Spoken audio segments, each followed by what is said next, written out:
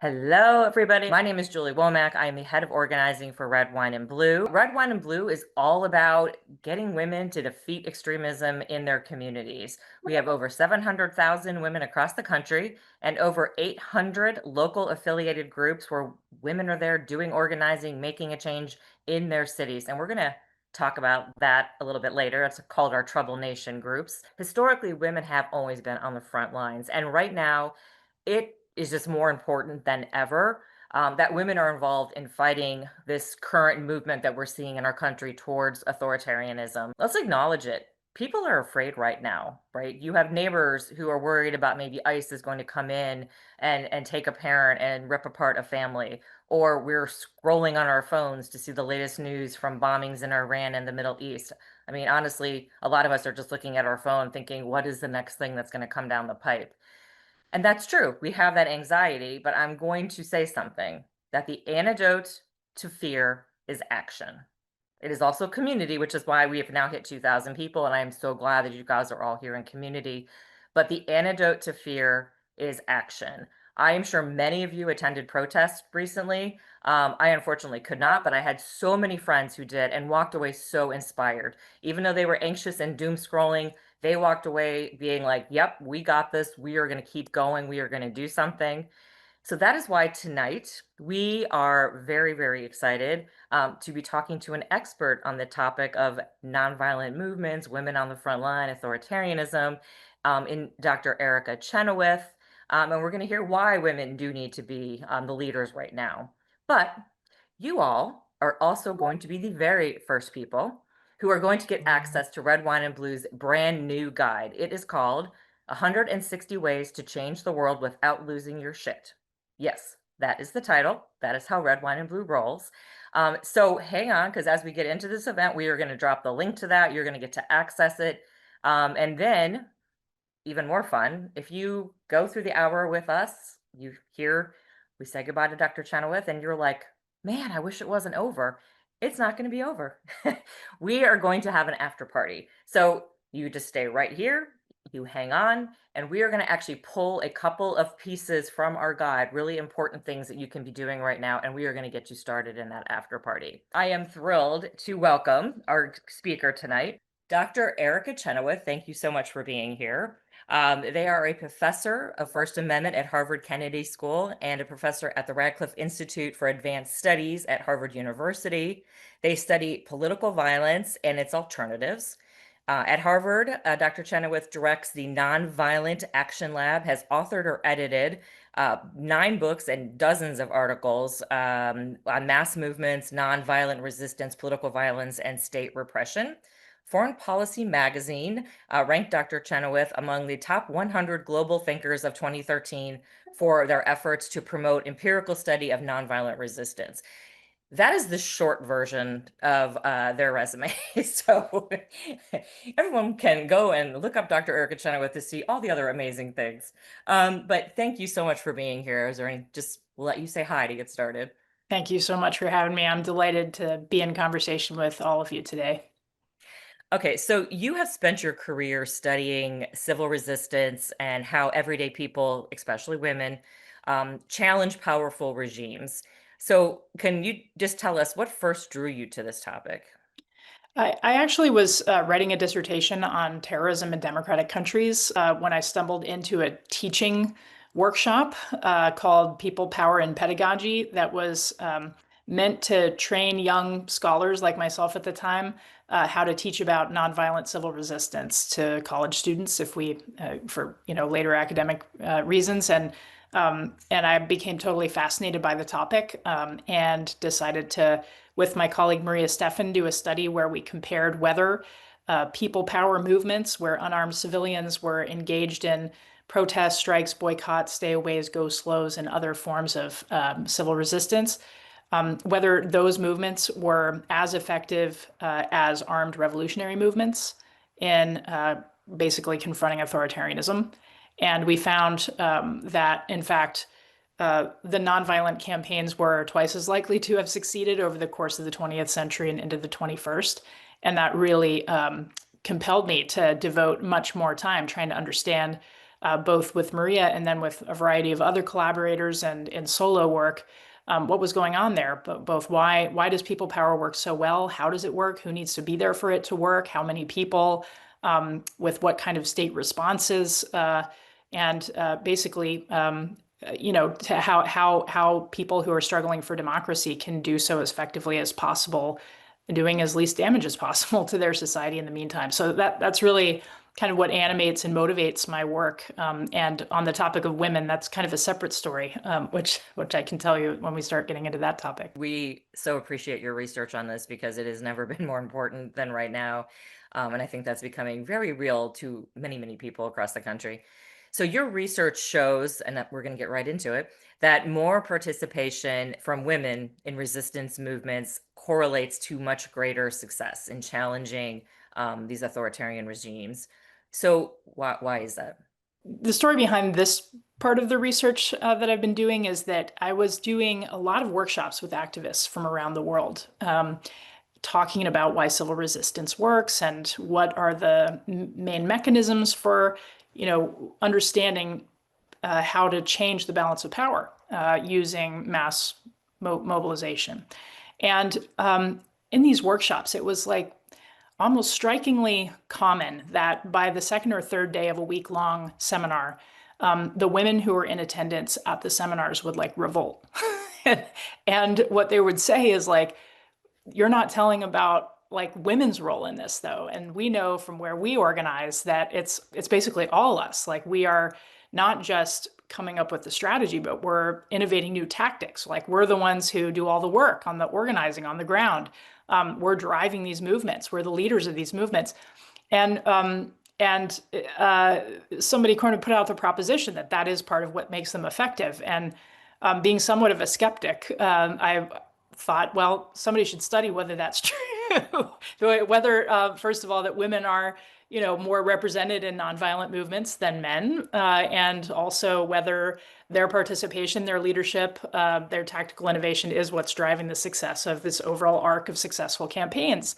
So together with my collaborator, Zoe Marks, we built into the data set of mass movements over the last 125 years, an indicator for the level of involvement of women on the front lines, like whether it was extensive, where like women were basically and equally represented to men on the front lines and frontline roles in the movement, or whether they were more kind of in support roles or whether they were excluded from the movements.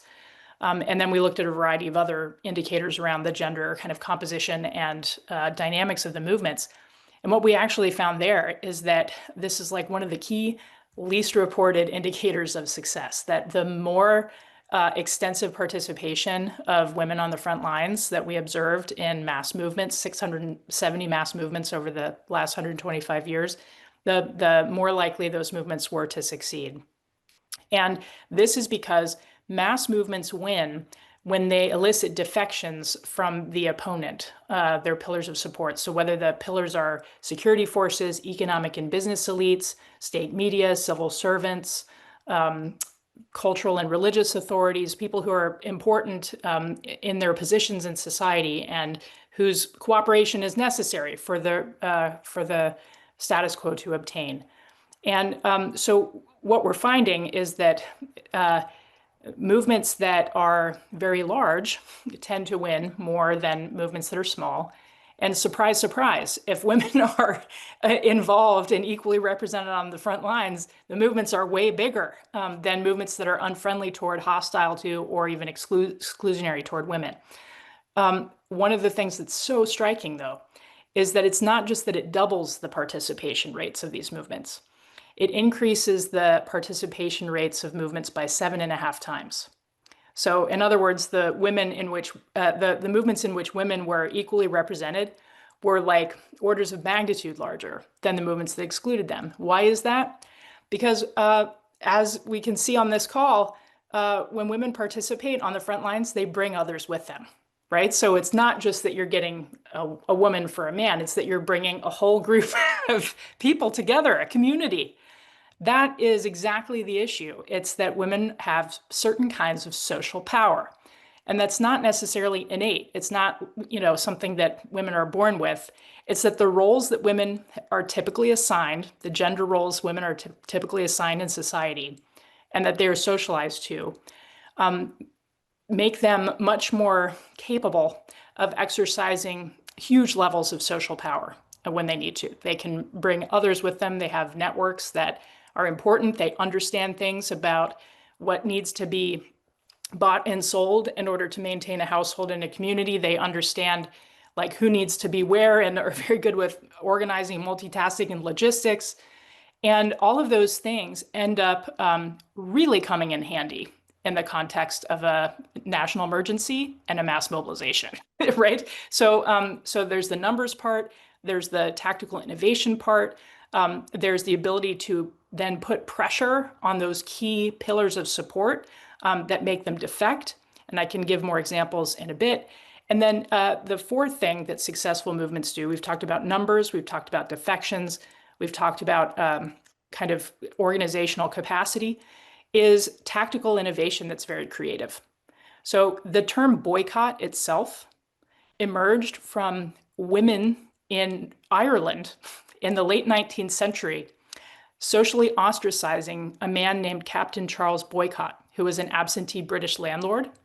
And what they did was, in the sort of Ireland was a colony at the time of Britain, and basically, these British landlords would come and extract rents from the population, from the Irish population. This was after the famine, right? The potato famine killed like a third of the population of Ireland. It was a massive event of tragedy and destruction.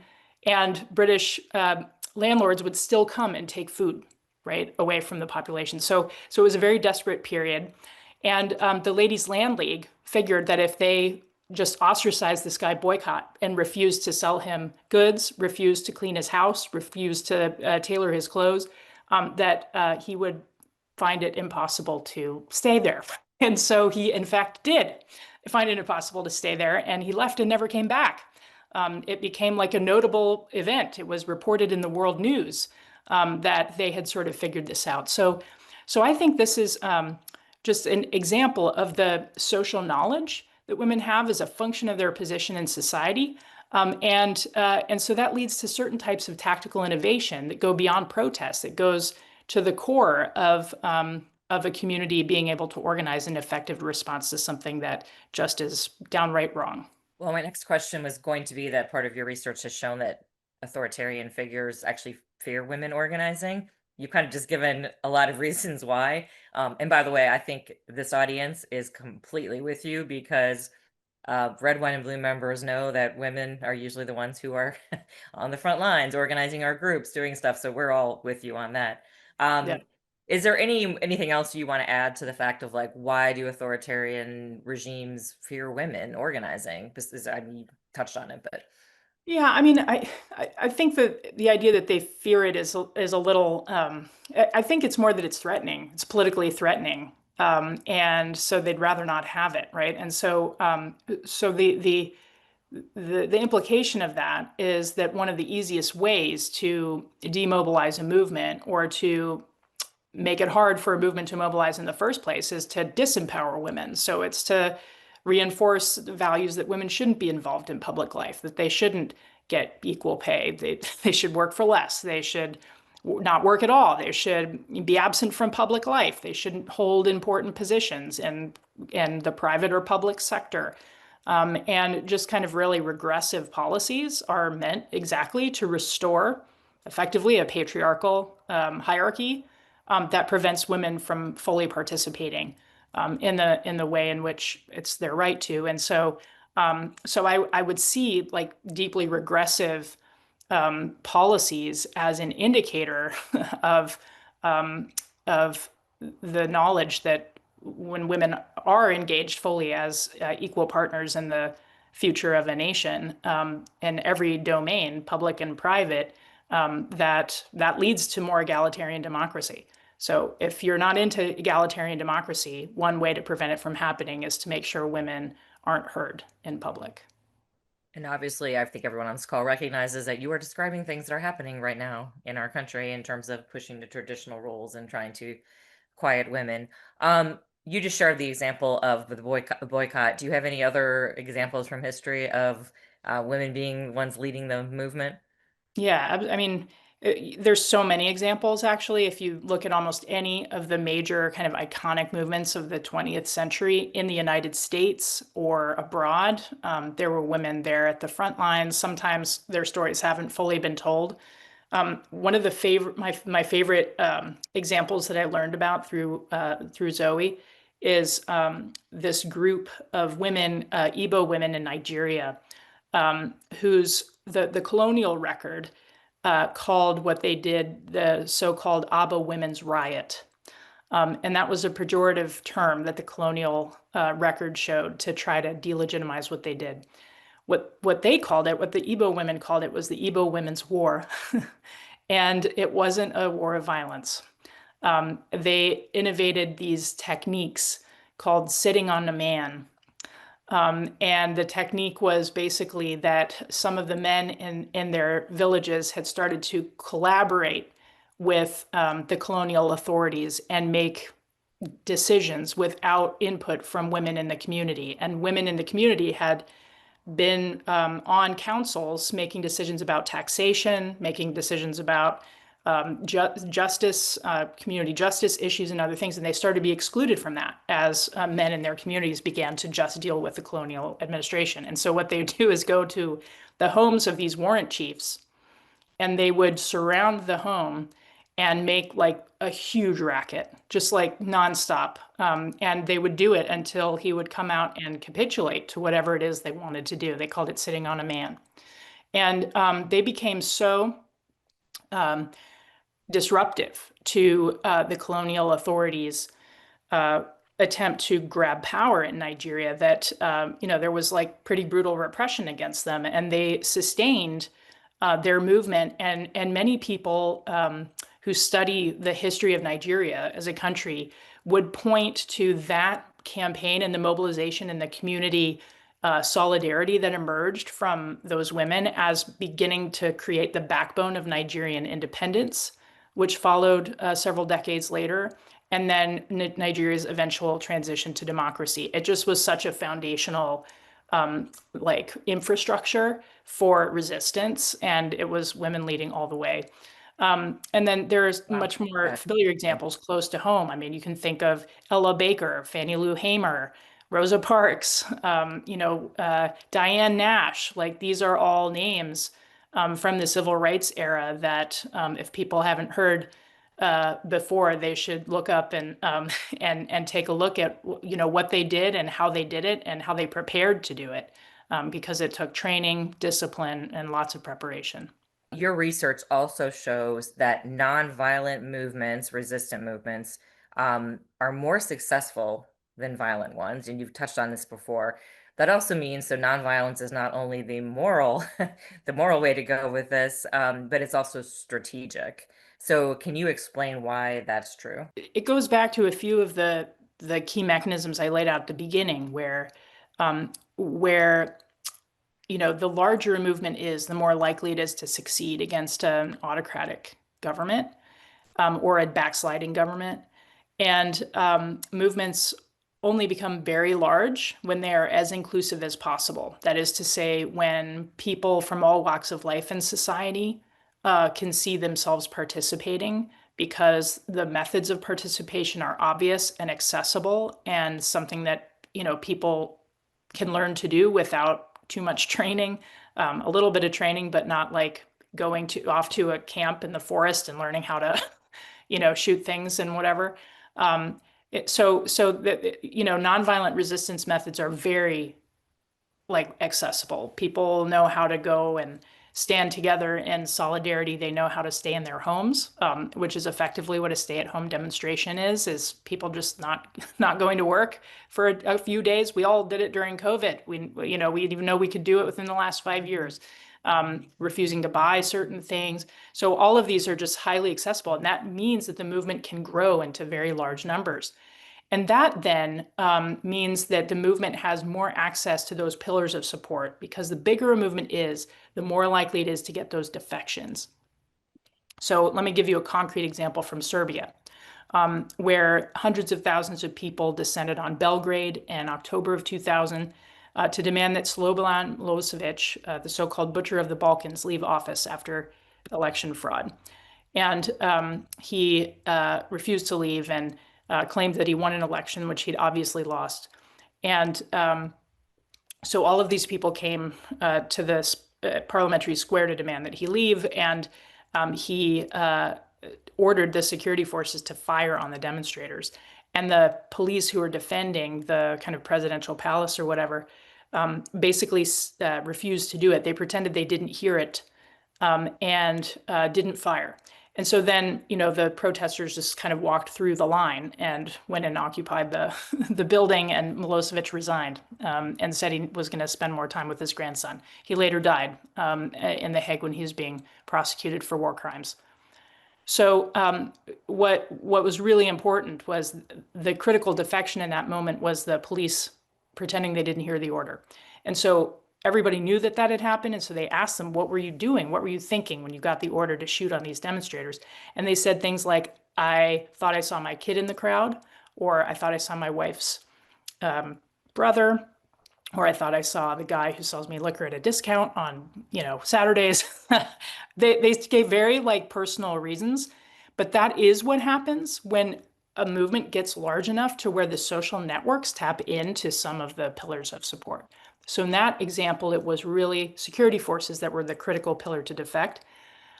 In other countries, it's the economic and business community. So in South Africa, it was boycotting, businesses and refusing to buy from white-owned businesses, and then asking the international community to isolate South Africa economically. And that puts so much pressure on the business class that they pushed their national party, which at the time was the pro-apartheid party, to elect itself a reformer within the party who was de Klerk. And he was willing to negotiate with Mandela and unban the ANC. And, that paved the way for negotiations in a country that was, basically on the precipice of civil war, or just the complete consolidation of a garrison state. Like, it was martial law all the time, a horrible situation. And so given those two alternatives, this is like a miraculous way, a miraculous pathway through. And it was the economic and business community that defected, not the security forces there. So the key for movements is to figure out what are those critical pillars of support, and how can the movement build sufficient numbers and momentum to get some of those pillars to basically dislocate themselves from the autocratic system. And so anyway, this is just to say nonviolent resistance does those things better. It allows movements to get bigger, and it allows those bigger movements to get defections in larger numbers and in ways that are not going to totally destabilize the country and lead to collapse or violence or something else. That makes sense in what you were saying about women. We're community builders. We have relationships. We know people. We can bring more people into these movements and make them bigger and reach into those different pillars. I do want to touch on the 3.5% rule. So you are widely known and cited for this rule. Can you explain this theory to the people who are listening tonight? Yeah, so the 3.5% rule, which you may have heard of, is a descriptive statistic. And what that means is that it is a description of a historical pattern that obtained between 1900 and 2006, where there weren't any movements of the kind that I described that failed after mobilizing 3.5% of their national population. And that's like at a peak moment of mass mobilization. A couple of things to know about the 3.5% rule. The first is that it's not predictive. It's not prescriptive in the sense that, it's a really interesting descriptive statistic, but no one can see the future. And one of the things that is true is that in none of the cases that we studied before Was it obvious that they were like aiming for a certain critical mass in order to win? So in other words, they didn't know that there was a thing called the 3.5% rule and weren't trying to organize toward it. Um, I think a lot of people don't fully know yet what the implications are of people actively trying to aim for that target, and what to expect from that. Um, the second thing to know is that it's a very large number of people. So even though it sounds like a small proportion, it's large in absolute terms. In the US, we're talking about 12 million or so people. That's a huge number, right? And so, and the third thing I'll say is that in the historical cases that we studied, Maria and I, what is important to know about the 3.5% rule too is that I think the average campaign lasted something like 2.5 years. And so what that means is that that they were building power over time. They were doing organizing. It wasn't just that there was like, all of a sudden there was this huge swell of participation and then the movement won. It was that they were doing, the basic organizing. They were engaged in building power from below, and possibly even, beginning the work of trying to create these defections. And so we want to think about that tipping point in the context of a broader strategy, that's very important. And so I guess the main thing I would say is that it's not exactly a magic number, and there's a lot that goes into movements other than just mass mobilization as well. That it's really all about defections, and so building a strategy that allows a movement to reach that point of capacity, besides just the numbers, is useful to think about. I see people in the chat saying we can do it. I love it. I love that. Okay, one last question, and then we are gonna bring on somebody who is doing this work in their community who I think can be really inspiring to people. So at Red, Wine, and Blue, we say that when they go low, we go local. Hmm. Red, Wine, and Blue members are working every day in their communities to bring change. How do you see those local efforts driving us toward that 3.5% tipping point? Yeah, that's great. I mean, I think, I was thinking about the Nigeria example and the sitting on a man thing, and I was just thinking nothing could be more local than that, right? And Seriously. and then I mentioned that it later on, years down the line, created this infrastructure that was like the backbone of the democratic movement and the independence movement. And so I think that that people organizing in their communities in community is like the single most impactful thing that can happen on the day-to-day basis in a situation like the one we're in, or really honestly any situation. Understanding what people's shared concerns are and then giving each other both the permission and the shared capacity and solidarity to act together to change it, I think is just really what democracy is all about. And when people are able to do that, they're able to have the experience of democracy in a way that they don't necessarily have it from, our kind of grand institutional structure. And so there are a couple of things that are really important for people to feel in order to feel like they can mobilize and take risks on behalf of themselves and their communities in periods of grave emergency. They need to, according to the sociologist James Jasper, it's helpful if people feel anger, but it's also crucial that they feel hope. And hope is something that people get from each other, from understanding they have agency and they can change their situation. And so I would simply say being in community with each other and organizing locally is one of those ways to generate that shared sense of agency. And it's just absolutely vital in times like these. Okay, that's a great segue into what we want to talk about, which is some local community organizing, and we want to inspire you all to take action. So we are going to give Erica a break. We will bring them back. Don't leave. And we're going to bring up right now Cindy and Tanya. So Cindy is a Red, Wine, and Blue member in North Carolina, and Tanya is our deputy director, program director in North Carolina. And we just want to take a few minutes to kind of talk about some things that they're doing locally because we want you to see that taking this local action can build that movement that Erica's been talking about, bringing more people in, and inspiring more people to action. So, Cindy, you lead a Troubled Nation group in North Carolina, and you heard Erica talking about women being on the front line of change. Can you just give us a little idea of what your local group is doing in your community? I had a group that kind of existed before the election, and it was a rally group under Red, Wine, and Blue. And after the election, we had to let everybody mourn, I guess, for a couple of months. And then after the inauguration, we had our first meeting, and it was a lot of, I don't know, social hugging, hand holding. But then we kind of decided we were going to limit complaining to a minimum, and we timed ourselves, and we decided, okay, what are we going to do?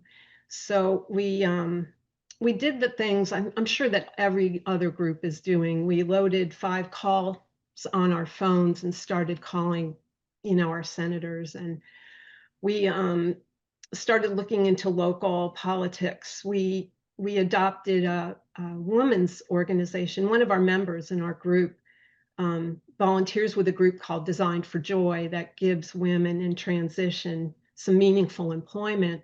We kind of adopted them, and we started stocking their pantry and giving these women hygiene items, just anything to lift ourselves up and feel that sense of community. So I'm sure everybody else's groups are doing these same kind of things. Don't put yourself under that, or like don't dismiss it. You are doing important work and bringing a group together. So you did have an idea though, as you're doing this local organizing, you did have an idea for a lobby day. So can you just kind of explain briefly to everybody here what is a lobby day, and then how did you pursue the idea? Well, I was involved with another group that I joined after the election called the Citizens Climate Lobby, and I attended a lobby day with them. And I was looking at the bills that they were opposing or supporting, and I thought, I had started tracking some legislation. I have a background in state government, and I have had some exposure to the General Assembly in North Carolina. So I was tracking some legislation, and I thought, we really ought to do this. Red, White, and Blue ought to do this. Like we could teach women how to lobby. We could teach them how to go to their General Assembly and meet their legislators and actually do advocacy face to face.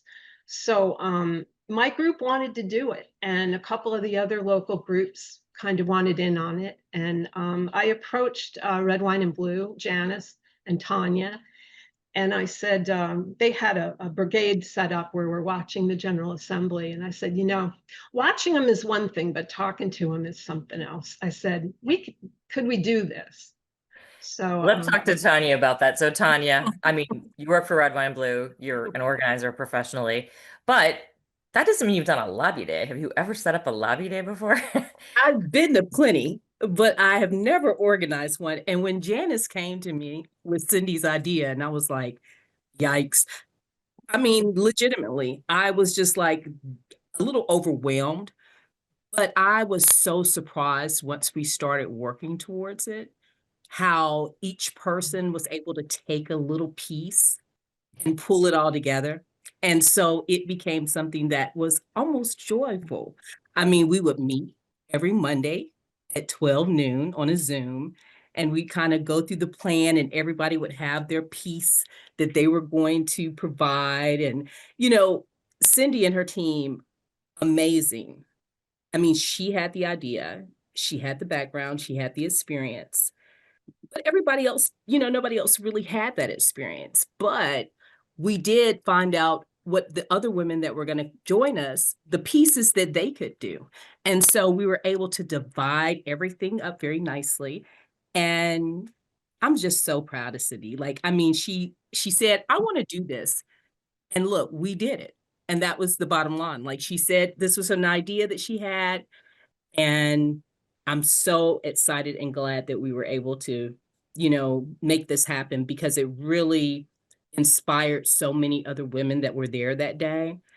And it's actually got them to thinking about all the ways that they can do something. I mean, get into action. It may not be a lobby day, but they can do something, and they know that now. And Cindy's just been such an inspiration, and all the people that were working with us. So super proud of her. She's a So superhero. Cindy, tell us just a little bit, just briefly. You did all this planning. You worked with Tanya and Janice, who's on our Red, Wine, Blue team. This happened. I hear you had a great turnout. I heard you had media. So tell me, how did it go for you, and what did other people who were there tell you about it? I don't think it could have gone any better. We had roughly 75 women and some men. We had some men there, to give them a little credit, just a little. Um, we had appointments with about 20 different legislators. We made sure that everybody that came at least got to go to the office of their legislators, both on the House side and the Senate side. We distributed 170 position papers to every single member of the General Assembly in North Carolina. They got a folder with position papers on the bills that we wanted them to oppose. A one-pager on who Red, Wine, and Blue was, because one important part of this is they know who we are now, and a lot of us were wearing red, wine, and blue shirts. We had a read-in on the lawn of banned books. One of the bills we were fighting was a book ban, and we had, I think, 35 camp kids there reading banned books on the lawn, and they all got to take some home. And they got a tour of the General Assembly as well, and most of them had never, didn't even know really probably what it was. So the feedback we got was excellent. 100% of the people that responded to our survey said they had a positive experience. I got to tell you, I cried reading some of the reviews. One woman said, I would have never believed I could have done this, and I'm crying right now while I'm writing this. Wow. You know, I mean, it was really moving for me because I watched these women just come alive in their senators' offices and start asking questions. And I took a group from Asheville, North Carolina, in to see their senator, and they talked about where their disaster relief money was being held hostage. And I mean, it couldn't have gone any better, I don't think. And a lot of that had to do with the support we got from Red, Wine, and Blue. I mean, we could have never done this on our own. We appreciate that. And so, Tanya, just last question, then we're going to bring Dr. Chenoweth back up here. What did you learn from this whole experience? You know, especially what we're talking about tonight is like women leading the way to build community and stand up for our rights. We're just all superheroes. I mean, we're just so powerful when we come together and do this work.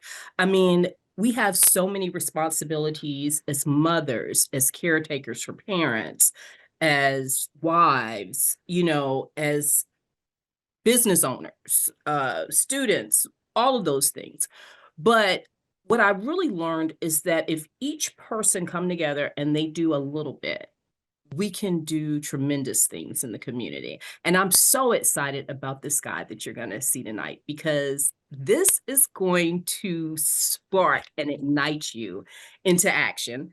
And you're not going to have to just feel, oh gosh, every day is something new with Crazo, or every night is just, you know, it's depressing, because that depression, you know, you can turn that into, as she was saying earlier, I mean, hope. Like, you can turn it into an action, and that makes everything much better. Like, you're not just sitting around, you're actually doing something. You're a part of something. You're a part of a movement. And most importantly, you can be a part of big change. So I'm super excited to see what's going to happen after this call tonight. Awesome. Well, we are going to get to that in just a minute. Welcome back. Authoritarianism thrives on fear and isolation, keeping people, you know, pushing into traditional rules, trying to isolate people from their, you know, from others. So how does local organizing, you talked about this briefly, but how does it counteract those things? I think it does operate on fear. I think it also operates on like shame, like people feeling ashamed of themselves or feeling lack of dignity in their community, and therefore feeling isolated and alone. And if folks haven't seen it yet, I highly recommend this like 27-minute documentary called A Force More Powerful. There's a segment on the Nashville campaign, that is the campaign to desegregate Nashville, that was led by Reverend James Lawson, who has passed away a couple years ago, but who was a pillar of the civil rights movement and a major strategic thinker, introducing Martin Luther King to nonviolence as a strategy and a theory. And he was asked by King to go down to Nashville from where he was living at the time in Ohio and to desegregate it, if you can imagine, in the late 50s. And so here's how we went about it. Instead of organizing a march or something right away, he spent, as he recounted it to me, a full year sitting in people's living rooms, listening to what was troubling them. And so he would often go out during the day, and who was at home was women with their young children.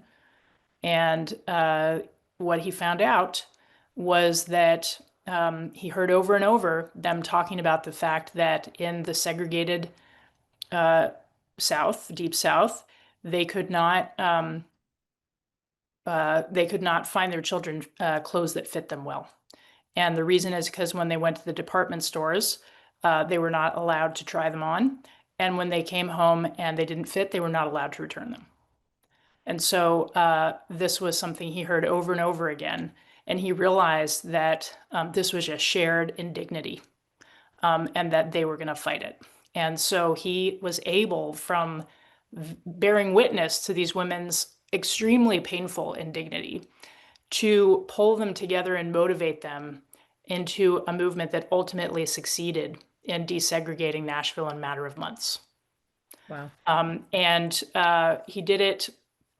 They organized trainings in church basements, the famous trainings that have now been depicted in many feature films and other things that have tried to talk about this experience. And then they ultimately boycotted the downtown business district because their target was the department stores. And that then led into lunch counters where they did integrated lunch counter sit-ins with white students who were willing to join with the Black students. And what was really important about that was joining kind of a larger national campaign at that point of these lunch counter sit-ins.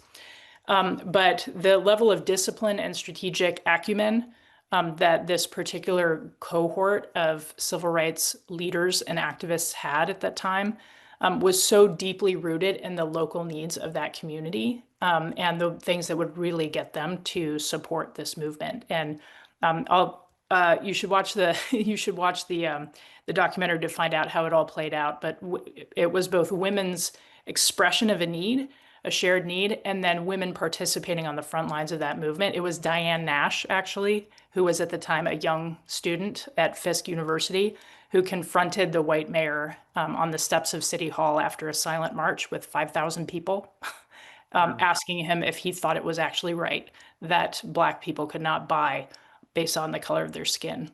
And he said, as any rational human would in such a circumstance, in fact, he said, no, I don't think that it's morally right. And with that admission, which was caught on camera,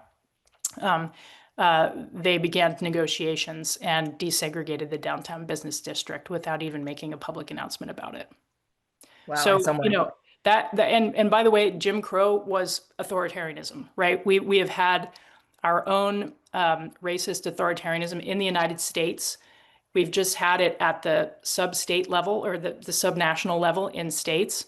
And what we're dealing with right now is a backsliding episode at the national level, which is not something that people have lived through who are alive today in our country. People are dropping links to the documentary in the chat as you speak. Do you think authoritarians underestimate local organizing? No, I think they actually are quite aware of how powerful it is these days, especially. And that is why I feel like there is an attention to, and usually a concerted campaign to try to do things like threaten people's nonprofit status or go after certain nonprofits for their activities and things like that, and try to put them out of business. And in many different authoritarian regimes today, there are all kinds of laws and administrative things that make it very hard for nonprofits to operate anymore, because they are, autonomous civil society is the beachhead of democracy. And that's widely understood, I think, and so it can make it difficult for them to operate under these conditions. All right. So if you could issue a call to action to women in the United States right now, what would it be? Big question. Big question. Yeah, this is the one I told you I'd think about during the event, and I think there are. I think I would get together with the people where you are. Start with folks of a like mind, but then don't just stay there with folks of a like mind, because these movements win when they begin to involve those who typically wouldn't be involved. When they begin to organize those who are not organized yet. Just remember that in this last election, don't let anybody tell you that Donald Trump won the majority of the vote. He won something like 37% or so of eligible voters, and Kamala Harris won less than that, like 36 or 30, something percent, in the upper 30s, both of them. And 90 million Americans who are eligible to vote didn't vote. That's the majority. The largest block were people who sat it out. And so there's a huge number of people who I think are feeling on the outside and who are craving, many of them are craving a sense of community, a sense of belonging, and are ready probably to be listened to realign our politics in a way that will take this country to a better place. So I think local organizing is absolutely key, because that is what's going to surface those issues of shared concern that will really motivate people and get them to engage in ways that maybe we've never even seen in our country before. That, we're at a moment of historic crisis and at a moment of historic opportunity. And so let's not waste it. Okay, well, this is the perfect time, and it is time, everybody, to launch our guide, because everything that Erica just laid out is in there. How to organize locally, how to bring your community together. We're going to learn about Trouble Nation groups, which is our local organizing program. Also, we do a ton of trainings on how to talk to people who maybe you don't 100% agree with. So we're going to do all of those things. We are going to give Erica another little short break and bring up Angela from our team. It is time to launch the guide, Angela. This is her brainchild, everybody. So finally, Angela's part of our Trouble Nation team. So why don't you just tell us, what is this guide and what is it for? well, I have to first say, Julie, I don't think we could have had a better special guest for the night that we're launching the guide. It's just perfect. It's just perfect. Well, this guide is the culmination of over 6 months of work by myself and some other members of the Red, Wine, and Blue team to assemble a toolkit of specific actions that anyone can take. It provides a sort of roadmap for helping to focus your efforts on what's the most effective, and it includes resources with all the how-tos for the things that people can do right where they live in their own communities. And to answer your question about who the guide is for, it's really for people who want to do something impactful during a time in our country where they may be feeling stressed or overwhelmed, and they may be wondering, what else can I do? So it's for all people, whether they are just getting involved for the first time with this sort of thing, or they have been attending protests since they were in high school. There is something in this guide for everyone. Absolutely. So we're going to do a couple of things, you guys. Number one, there's 160 ways to change the world. So there is something for you in here. It is big. There is a ton of information. We're going to show it to you. We're just going to give you a little sneak preview of what is in it. We'll look through one of them. And then you guys can dive in yourself, and then we will go to the after party and talk a little further about action. So Angela, walk us through it real quick. Yes. So I'm really excited to be here to talk about 160 ways to change the world without losing your shit guide tonight. Don't you all just love the name? And this guide has been in the works, as I mentioned, since late last year. And it really is the result of the request from so many of you for concrete actions you could take. And we've got 160 of them. Although that is only the beginning, because we intend to keep adding to this number as we identify additional actions throughout the year. So as we started pulling together all these actions and resources, we quickly realized that they were falling into 4 main areas. And so that is how we organized the guide. And Drew is going to bring up that slide for you. So the first area is called building your community. These are the actions that are all about creating connection, belonging, and building collective power where you live. The next one is called taking back power. These are all the actions that relate to how we get common sense leaders elected and how we advocate for the kinds of policies or laws we want to see from them. The third category is called showing up. And you all have been doing a lot of this lately, but showing up is really about much more than protests and rallies. So these actions cover other ways of visible opposition that you can practice, both big and small, and how we show others who share our values that they are not alone, that they are in this with us. The fourth section is called caring for others, and it's about mutual aid and protection. So the actions here are all about how we can come together to meet the needs of our community and stand in solidarity with those folks who are being targeted or marginalized. And then finally, we've got a bonus section for you all, the secrets of effective messaging, and it has messaging actions that you can take that support any of the other areas where you want to focus your efforts. So that is a quick overview of the guide. And now, Drew, let's stop just talking about the guide and actually show everyone the guide. All right. And Drew's going to scroll while I talk about and point out a few things here. So the guide homepage, it sets the stage with information on how to use the guide, some inspiration from our founder, Katie Paris, and then a way to access these different groups of ways that you can change the world, plus the fun section on messaging. So tonight, we're going to take you for a spin through a couple of those pages to give you a sense of the kind of resources we have for you. And then you can explore the rest of it on your own later. So Drew, let's head over to the Taking Back Power page. Great. So given that the fall elections are around the corner, it really makes sense to start with Taking Back Power, our elections and advocacy page. Oh, and just so you know, there are 37 unique actions here.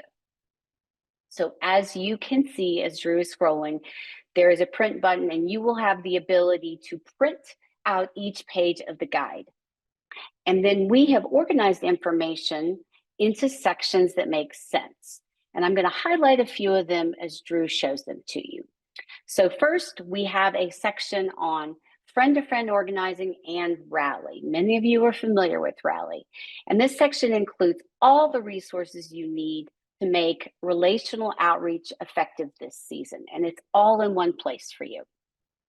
Now, if you are fairly new to civic engagement, you might find the next section, Learn About Elections, particularly helpful. So we have actions here geared toward helping you understand the races, the candidates, and the ballot initiatives that you might see this year. Throughout the website, we have call-out boxes that are designed to highlight important resources, such as the one here that includes a list of trusted nonpartisan election resources you can access. After you get through the Learn About Elections, you get into Learn About Advocacy. Now, you probably noticed some lavender action boxes as Drew's been scrolling. They open up with a click so that you can read the content and learn more, close them up, and then keep scrolling to make navigation super easy for you. See how easy that was? After the two learning sections, we now have the Get Involved sections for both elections and advocacy. And they're filled with not only effective actions you can take, but fun actions you can take. So how about hosting a house party, or bringing your friends together to create your own voting guide, or planning coffee shop meetups with your local representatives, or creating a set of legislative flashcards so that you can quickly contact the right representative when important bills are being considered. We've got actions for all of these things and more. And then finally, as you go ahead. as you get to the bottom of every page, and Drew's going to work his way down to the bottom, we have an accordion that you can open up to access all the links related to the actions mentioned on the page and get more details on the things you want to do. So we've made it super, super easy for you to find what you need. So as I mentioned, we don't have time to show you all the pages tonight, but I want to take a quick peek at our bonus section, the secrets to effective messaging, because we know how much you all are into messaging. And these are tactics that are going to be effective for you no matter what other types of actions you take. So you'll find information here on who to talk to, how to talk to them, some information on the importance of storytelling, plus pointers on communicating both online and offline with folks, with links to trainings and resources and support for all of your messaging efforts. So I know this was really fast, quick tour. We encourage you to explore the rest on your own. And with that, I'm going to turn things back over to Julie. Thank you so much, Angela, for the tour. There's so much in there. We just wanted to give you guys a little taste of that, but please go and check it out yourself. We're going to bring Erica back up for one final question, and then hang on for the after party. If you're still having fun and you want to hang on, we're going to dive in a little bit more and get you guys going on some things. So Erica, thoughts? You think that's good? Is that going to help get people out? Yeah. I mean, I think groups like this and convenings like this give me so much hope, because if research is a guide, then what we've seen play out in many other places and in our own country's history is happening here, and people are stepping up and taking ownership of our future. And yeah, I'm just leaving tonight's discussion very hopeful and encouraged by what everybody is doing, and I'm grateful for it. Well, we are very grateful for the research that you are doing, so that you can inform us and really guide us in being on the front lines and doing this work. And I know that I think we got up to 2,800 people on this call. So if everybody gets into that guide and takes some actions and starts doing the things that you heard from Erica tonight, bringing community together, reaching people who maybe aren't in your community, talking to other people, let's go for that 3.5%. 12 million in America. We can do it. I know you guys said in the chat we can do it. So thank you so much to Erica for your time this evening. We really appreciate that. Now it is time for the after party. Renee Seckel, who is the deputy director of our Trouble Nation team. And what we want to do is a couple of things. So we know, like we talked about earlier, the momentum we saw from those protests, and then we had members reaching out about, what can I do? I want to keep doing things. So this guide that we just launched is really, like I said, the way for you to do that. So tonight we want to pull out 2 actions that Red, White, and Blue is heavily invested in doing and get you started on those tonight. First off, hi everybody. You heard Angela mention friend-to-friend organizing, and we're going to be showing you how you can become part of Red, White, and Blue's team that's actually doing that work, and will help you get involved locally, and by finding a group in your community or starting your own. So really quickly, I was going to talk to you about friend-to-friend organizing. If you have never heard of it, it is very simple. It is just the concept that friends talking to friends is way more effective than talking to strangers, right? So when someone knocks on your door from a campaign or sends you a text message, you may not believe them. I don't even open my door for strangers anymore. You, though, as a friend, your friends trust you. They believe you. And if you text them or call them, they are probably going to talk to you, or they're probably going to open the door for you. So that is why us talking to our friends is way more effective than anything else we can do. Next slide, Drew. And you don't have to take this from me. The data actually backs this up. So there's a YouGov poll that talked about who do Americans trust for accurate information about elections. Look who's at the top, friends and family, by a long shot. Look who's at the bottom, political campaigns, followed closely by social media, which actually makes me happy because I think too many people get information from social media on important things like elections. But We can also back this up not only with this YouGov poll, but with data from Red, Wine, and Blue. So Drew, why don't you just next slide, please?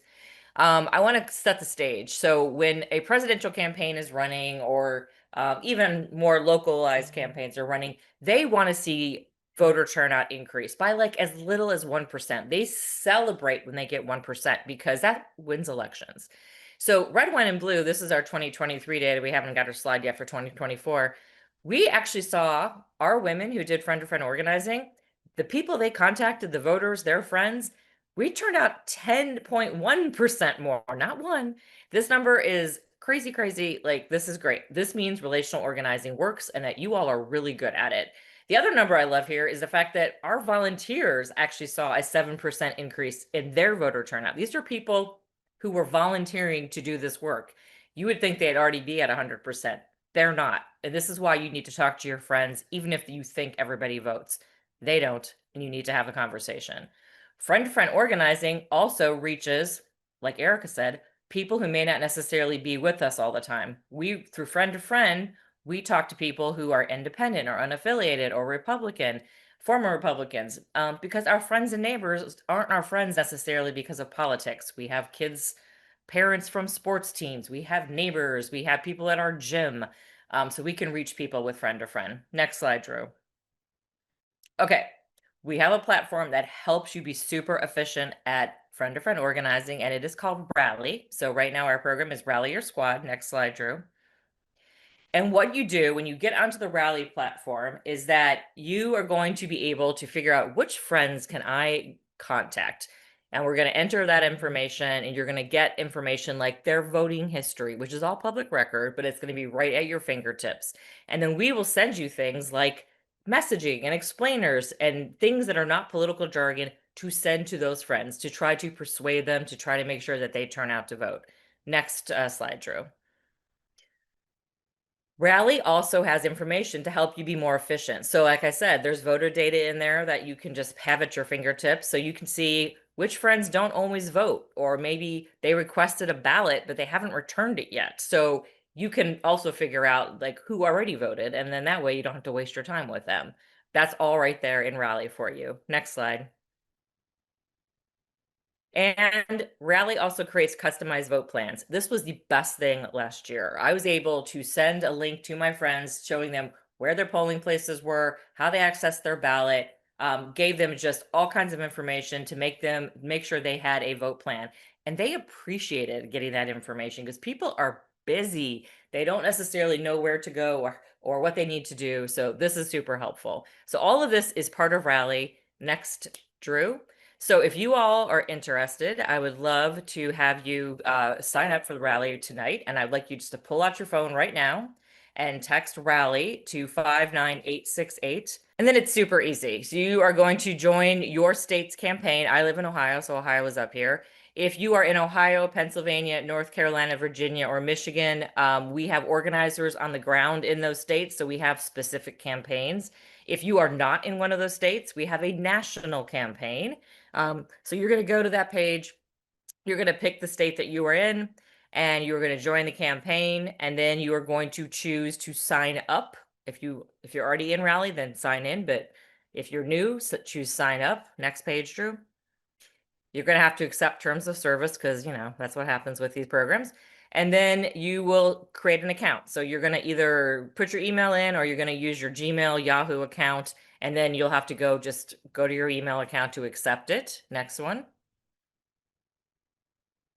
And then you create a profile. Super easy. It is just your name, your information, and what we want to do is match you to the voter file so that you can get information. So it's easy. You're going to put in your information, match yourself to the voter file. If you don't see yourself there, probably check your voter registration, but you can just click none of these. Next page, Drew.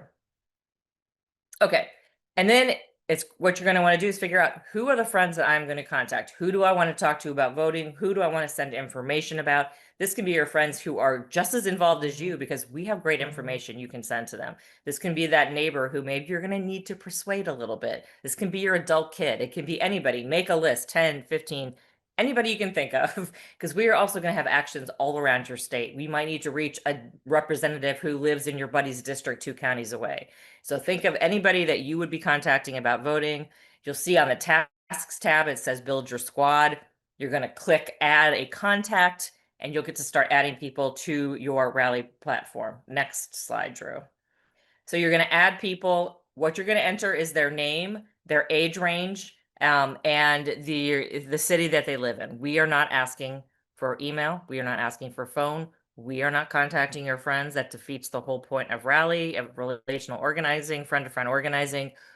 We are doing this so that we can match them to the voter file. Again, it's public record, but this is how we figure out whether someone votes all the time or if they've already voted. It's great information. So you're going to match them to the voter file. If you don't see them, click none of these. And then there's a question just to answer about the person that you're entering. And then next slide, Drew. I think we're moving on to Trouble Nation. Yep. So that is how we set the process up. And then you're going to keep going back under Rally, under tasks. If you go in there right now, you're going to see we have a task, share the 160 ways to change the world guide. It is right there in Rally with a link. It has a suggested text message. All you have to do is copy and paste that, send it out to the friends that you think would really appreciate seeing it, and then mark in Rally that you sent it to them. And then we're going to know people who are being contacted when it comes time to vote, and you're going to keep track of who you are contacting. Okay, I'm going to make sure I keep dropping the link to Rally. Get in there, start doing it right now. If you have questions, please contact us. We would be happy to help and reach out with any questions.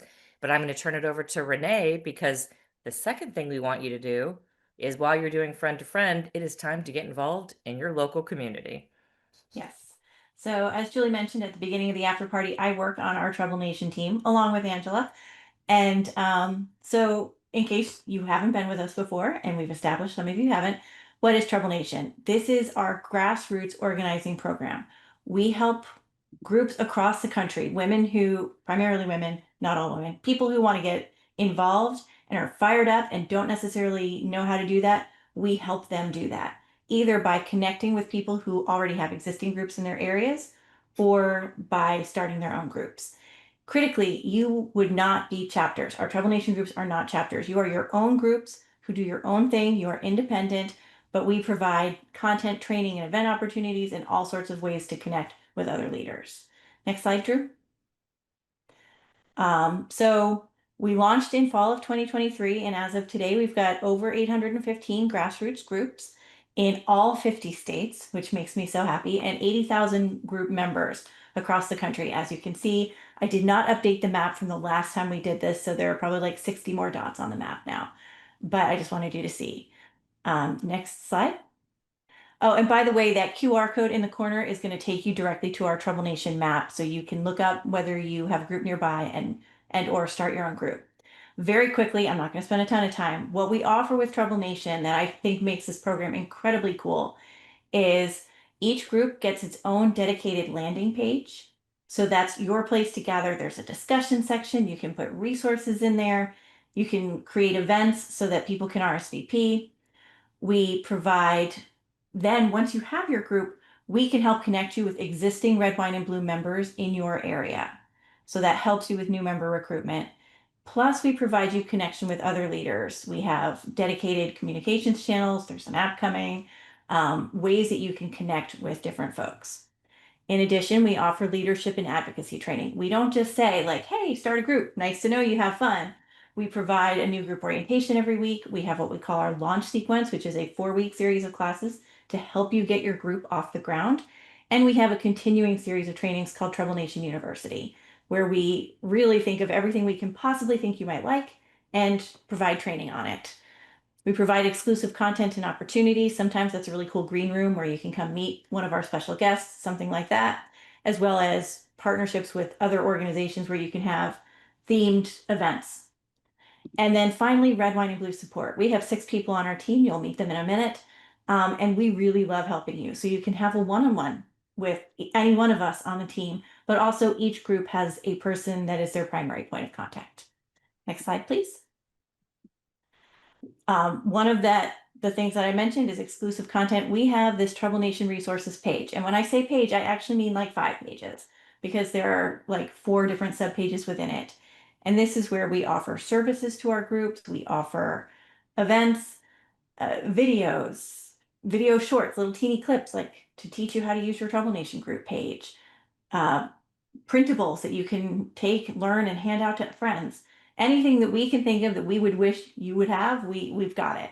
So the resources page is really amazing, and it is exclusive for Trouble Nation members and leaders. Next slide. Okay, so this is my favorite part. This is our team. Missy McGinnis is our director, and she is amazing. That's me next to her. You've met Angela. She is one of our Trouble Nation managers, along with Kelsey Lawrence, formerly of Team Virginia. And then we have our 2 organizers. Shannon Gallagher covers the eastern region of the country. Erin O'Connell covers the western region. So if you draw a line from like Minnesota down, that's that dividing line. And actually, when you go on our page, you can, like, once you're a member of a group, you can see which of our team members is your primary point of contact. And I think, boy, did I speak fast. I think that was all I had. Next slide, Drew, I think is just if you ever want to get in touch with us, there's that QR code again, and our troublenation@redwine.blue email account. If you email us, we will get back to you. We had a lot of information to get through, and I know that it's hard to do a full-blown training in an after party, so we are going to do rally trainings. So you will have more time to get through that. Definitely reach out, to Red Wine Blue, hello@redwine.blue. If you are having problems, we want to get you in there. This is how we build power. This is how we get to 3.5% by doing all of these things. I'm so grateful to all of you for spending your time with us and Yes. being part of this. Yes, and we were just thrilled to have Erica Chenoweth on. They are just a rock star, so this was an amazing night. We are so thrilled to have this guide. So please, if you go tonight, go in and share it with your friends.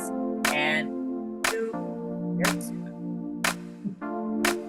night, everybody.